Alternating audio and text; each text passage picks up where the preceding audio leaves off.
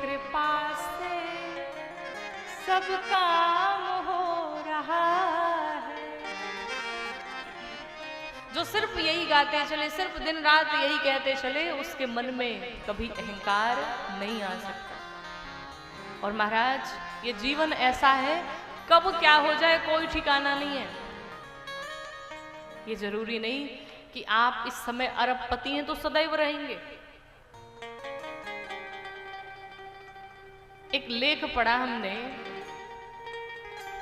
केदारनाथ में जब घटना हुई थी, न जाने कितने लोग समाप्त हो गए। उस समय एक बहुत बड़ा आदमी उसी त्रासदी में फंसा हुआ था। उसके प्राण कैसे भी बच गए महाराज, लेकिन भूख के मारे वो तड़प रहा था। अरबपति है जिसके पास पैसे की कोई कमी नहीं है, लेकिन वो आदमी आज भूख से तड़प रहा था। उस आदमी ने कहा कि मेरी ऐसी स्थिति हो गई कि मेरे पास हजार हजार नौकर, हजार हजार लोगों को मैं खिलाता पिलाता चलता, लेकिन आज मैं पानी के लिए भी तरस रहा हूं। तो जब ऊपर से किसी को बिस्किट की व्यवस्था, किसी को किसी चीज की व्यवस्था कराई गई, तो उन्होंने बताया कि ऊपर से जब बिस्किट फेंके गए तो महाराज हम हाथ फैला करके खड़े थे कि मेरे हाथ में एक बिस्किट का पैकेट आ जाए और मैं खा सकूं। पता चला कि जब वो बिस्किट का पैकेट गिरा तो उसके बगल वाले ने जो था, उसके बगल वाला ही लेके चला गया। उसने कहा तुमसे भूखा तो मैं हूं, अब जब दोबारा आएगा तो तुम लेना। महाराज नहीं मिल पाया उसे। फिर वो अब पूरे दिन प्रतीक्षा में रहा कि फिर हो सकता है कुछ आएगा तो हमको मिल जाएगा। जब दूसरी बार बिस्किट गिराया गया तो पता चला कि वो भी बिस्किट पानी में गिर गया, वो भी उसे नहीं मिला। वो व्यक्ति फूट फूट करके रोने लगा, क्या यही जीवन है? मैं इतना बड़ा आदमी, लेकिन आज एक 5 रुपए के बिस्किट के लिए भी तरस रहा हूं। तो उसके बगल में कोई आदमी 2 दिन से उसे वॉच कर रहा था, देख रहा था। उस आदमी ने उसे कुछ खिलाया पिलाया और उसकी मदद की। तो महाराज अहंकार किस बात का, कब कहां क्या घटना हो जाए, कब कौन क्या बन जाए, इसका कोई भरोसा ही नहीं है। एक व्यक्ति था तो वो दिन रात यही कहते चलता था, ऐसे ऐसे कैसे हो गए और कैसे कैसे ऐसे हो गए। इस 2 शब्द में ही पूरा देखे तो संसार समाहित है। ऐसे ऐसे कैसे हो गए और कैसे कैसे ऐसे हो गए। जिसे घर में रोटी का ठिकाना नहीं था, आज वो अरबपति बने घूम रहा है। और कोई जो अरबपति कभी हुआ करता था, आज वो 2 रोटी के लिए भी भीख मांग रहा है। तो यही है जीवन, यही है जिंदगी। अहंकार किसी बात का नहीं। बस एक घर बढ़िया सा बनाइए, एक मकान बनाइए, एक फ्लैट बनाइए ना। कोई पूछे कि भाई ये फ्लैट किसका है, कहिए ठाकुर जी का फ्लैट है, ये कहते चलिए। तब जाकर के इस जीवन से ये मैं की आवाज समाप्त होगी। अब मां सती को जब भगवान ने त्याग दिया, 87,000 वर्ष की समाधि लगी, तत्पश्चात बाहर आए। अब दक्ष प्रजापति जब प्रजापतियों के नायक घोषित हो गए, उस समय दक्ष प्रजापति को अहंकार आ गया, पद का अहंकार। परिणाम ये हुआ कि हरिद्वार के कनखल में यज्ञ का आयोजन किया और सबको निमंत्रण दिया, सिर्फ भगवान शंकर को छोड़ के। मां सती भी दक्ष की तो बेटी है। गोस्वामी जी ने इसीलिए कहा कि ये सिर्फ दक्ष कुमारी है, जगत की जननी नहीं हो सकती। क्यों? दक्ष भगवान शिव को नहीं मानता और उन्हीं की बेटी है, ये राम को नहीं मानती, तो छाया तो पड़ेगी। देखिए, जब कोई बेटी अच्छा कार्य करती है, अगर उसका विवाह हो गया हो तो पति का नाम होता है, अरे उनकी पत्नी है, बहुत अच्छी है, बहुत संस्कारी है, बहुत बढ़िया है। लेकिन अगर ससुराल में जाकर के बेटी कुछ उल्टा सीधा कार्य कर दे तो किसकी बदनामी होती है? सीधे बात उसके पिता पे आती है। अरे उनकी बेटी है, बड़ी गंदी है, संस्कार नहीं उसके भीतर। पति के साथ साथ पिता का भी नाम समाप्त होता है। इसलिए बेटियों को इन सब चीजों का ध्यान रखना चाहिए। और बेटियां कई बार प्रश्न करती है ना कि बार बार हमारे ऊपर ही रोक लगाई जाती है, यहाँ मत जाओ, वहां मत जाओ, ये न करो, वो न करो। क्यों? कारण है इसका। क्यों? बेटे तो महाराज लोहा है, बेटे लोहा है, कहीं भी फेंक दो पड़े रहेंगे। लेकिन बेटियां हीरा है, हीरा। और हीरा को फेंका नहीं जाता, तिजोरी में बंद करके रखना पड़ता है। लोहे को रात भर सड़क के किनारे रखे रहो, कोई पूछेगा क्या? तो बेटे तो ऐसे होते हैं महाराज कि कहीं जा रहे हो और हेलमेट न लगाया हो, पुलिस ने देखा, पकड़ के लाया, चलो भाई तुम्हारी चालान कटेगी। पुलिस डांटेगा भी, बोलेगा भी, सब करेगा। और ऊपर से अगर बाबूजी को पता चल गया, बाबूजी भी आएंगे, पुलिस के सामने कहेंगे अरे बड़ा बदमाश है ये, शैतान है ये, जाने दीजिए महाराज, अगली बार से ऐसा नहीं होगा। और पुलिस के सामने पिता भी 2 थप्पड़ लगाएगा बेटे को, चल तुझे बताता हूँ। तो ये लोहे तो पड़े रहेंगे, कितना भी तोड़ो फोड़ो, और जब तक लोहे को पीटा नहीं जाएगा सही से कुछ बनेगा नहीं, तो इनकी तो पिटाई होती ही रहती है।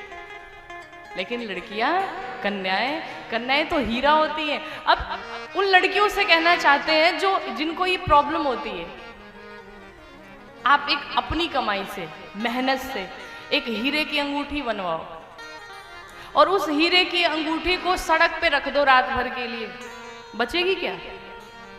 हाथ उठाओ। नहीं बचेगी ना? नहीं बच सकती। क्यों? क्योंकि वो अनमोल है। बेटियां जब घर में पैदा होती हैं तो कहा जाता है लक्ष्मी घर में आई है। कभी सुना है क्या बेटे घर में पैदा हो तो लोग कहें भगवान विष्णु आए हैं? कभी सुना है? तो बेटियां घर की लक्ष्मी होती है, उन्हें कहा जाता लक्ष्मी का आगमन हुआ है घर में। बेटे को नहीं कहा जाता विष्णु का आगमन हो गया है घर में।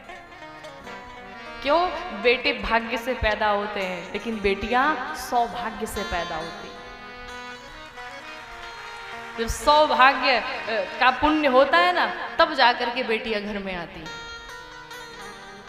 ऐसा कोई कार्य न करे जिससे पिता की नजरों में हम गिर जाएं, पिता की भी लाज जाए, ससुराल में पति की लाज जाए। संस्कार होने चाहिए। परिणाम क्या हुआ? सब जाने लगे, सारे देवी देवता जाने लगे। और जब सब जाने लगे, अब मां सती ने कहा प्रभु ये सब लोग कहाँ जा रहे हैं? और देवता भी महाराज कुछ कम नहीं है। आपको लगेगा आज ही कल दिखाने वाले लोग हैं, उस समय में भी थे। सब देवताओं को पता है कि बाबा को न्योता नहीं मिला है, फिर भी सारे देवता कैलाश पर्वत के ऊपर से जा रहे हैं। अरे भाई दूसरा रास्ता पकड़ के चले जाते, क्या जरूरत थी कपारे पर चढ़ के जाने की? लेकिन सब दिखा रहे हैं कि बाबा आपके ससुराल में हम ही जा रहे, बस आप ही नहीं जा रहे।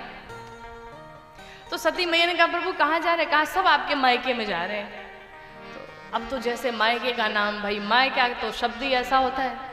80 साल की बुढ़िया मैया के भी घुटने में दर्द हो तो मायके के नाम पे सीधे हो जाती बिल्कुल। तो माँ का घर ही ऐसा होता है। सती मैया ने कहा हम तो जाएंगे। बाबा ने कहा देवी न्योता नहीं मिला है। तो मैया ने कहा प्रभु शास्त्र कहते हैं पिता के घर, पति के घर, मित्र के घर और गुरु के घर, इन लोग के घर बुलाने के लिए न्योता नहीं देखना चाहिए, निमंत्रण नहीं देखना चाहिए, पहुंच जाना चाहिए। भगवान शंकर ने कहा देवी वो तो ठीक है, लेकिन जानबूझ करके अगर न बुलाया गया तो बिल्कुल नहीं जाना चाहिए। मैया ने कहा हम जाएंगे, हम जाएंगे। और त्रिया हठ तो महाराज अद्भुत। मैया लोग के हठ के सामने देवता भी नतमस्तक हो जाते। मैया ने भी हठ किया हम जाएंगे। बाबा ने बार बार समझाया, नहीं समझी। तो बाबा ने क्या कहा कि होई सोई जो हो अब राम रचिरा। अब वही होगा जो हमारे राम जी लिख दिए होंगे। और घर में भी, परिवार में भी, पड़ोसी में भी कोई ना समझे ना, एक बार समझाओ, 2 बार समझाओ, 3 बार समझाओ, इसके बाद भी ना समझे तो खुद को समझा लो। भगवान भरोसे छोड़ दो, इनका जो होगा अब यही जाने। बाबा ने भी मैया को छोड़ दिया, अब विदा कर दिया अपने गणों के संग में, जाइए। जब मैया पहुंची तो सबने, दक्ष ने इतना त्रास दिया था कि कोई बहनें नहीं मिलती हैं, सब उपहास करती हैं। भगनी मिली बहुत मुस्काता, सादर भले ही मिली एक माता। लेकिन माँ तो माँ होती है, माँ के ऊपर महाराज दुनिया का कोई प्रबंध नहीं लग सकता, माँ के ऊपर कोई भी अपना चलती नहीं चला सकता।